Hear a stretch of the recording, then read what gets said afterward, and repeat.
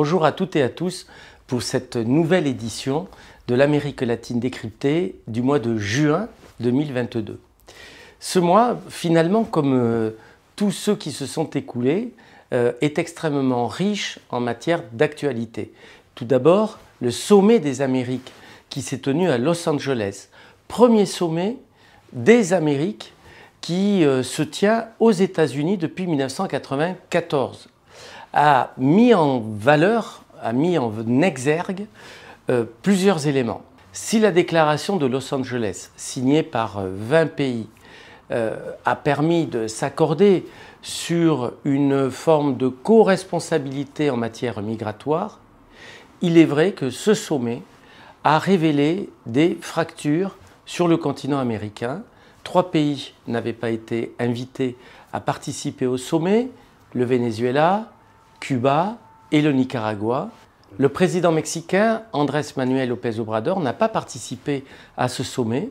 C'était un coup violent porté à la rencontre de chefs d'État de ce sommet des Amériques. AMLO n'a pas voulu participer en signe de solidarité avec les pays qui n'avaient pas été invités lors de ce rendez-vous qui s'inscrivait dans une démarche historique. Ne l'oublions pas, l'Amérique latine sort d'une crise sanitaire extrêmement violente, importante, qui a des répercussions économiques et sociales fortes qui se traduisent par des alternances politiques. C'est d'ailleurs le cas en Colombie, puisque le deuxième tour de l'élection présidentielle s'est tenu durant le mois de juin et s'est conclu par la victoire de Gustavo Petro. Gustavo Petro est un leader politique important en Colombie. Il s'est présenté sous les couleurs de la gauche et il vient lui-même d'un long parcours qui a été marqué par des fonctions officielles. Il a été maire de Bogota de 2012 à 2014 et dans le courant de l'année 2015. Il a été sénateur de la République et il vient lui-même d'une ancienne guérilla, le M19, une guérilla qui a marqué notamment les années 80 avec un acte extrêmement fort, historique, la prise du palais de justice à Bogota en 1985, qui a été réprimée dans un bain de sang. Nous nous rappelons tous de l'assassinat d'un candidat présidentiel du M19 au début de l'année 1990, Carlos Pizarro. Il y a donc cette charge historique, cette charge politique très forte qui a conduit Gustavo Petro à se présenter une 3e fois à la tête de la Colombie, et c'est en 2022 qu'il devient président de la République. La prise de fonction aura lieu au mois d'août, le 8 août prochain, à Bogota, et la Colombie, qui est un pays stratégique en Amérique latine, évidemment s'est engagée dans la voie du changement, dans une rupture.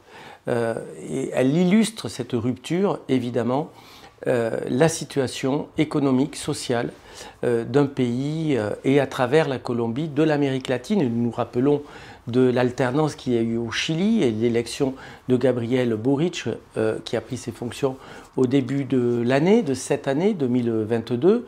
Mais les alternances se sont succédées dans de nombreux pays ces 2 dernières années en Amérique latine. L'Amérique latine a d'ailleurs été à l'honneur en France durant ce mois, puisqu'il y a eu la semaine de l'Amérique latine en France, qui a permis de rassembler des centaines d'activités dans l'ensemble du territoire national, mais également outre-mer, marquant l'amitié, la relation historique, culturelle, et qui se révèle sous différentes formes entre la France et l'Amérique latine. L'ATFRAN a été présente pendant la semaine de l'Amérique latine, notamment à travers une exposition virtuelle durant tout le mois, mettant en valeur la flore du continent latino-américain, à travers chaque jour une programmation d'une espèce caractéristique de l'Amérique latine. Et puis, nous avons mis de l'avant des artistes, des personnalités latino-américaines qui mettent en relief cette relation si particulière. Relation particulière qui a été d'ailleurs rappelée par la ministre de l'Europe et des Affaires étrangères, Catherine Colonna, à la Maison de l'Amérique latine et qui a bien insisté durant son intervention sur un partenariat tout à fait particulier, historique, de conscience, mais un partenariat également économique, associatif, linguistique, intellectuel entre la France et l'Amérique latine. A signalé la visite à Paris du gouverneur de Cusco, Jean-Paul Benavente. Cusco, c'est une ville magique du Pérou. La région de Cusco, c'est évidemment notamment le Machu Picchu.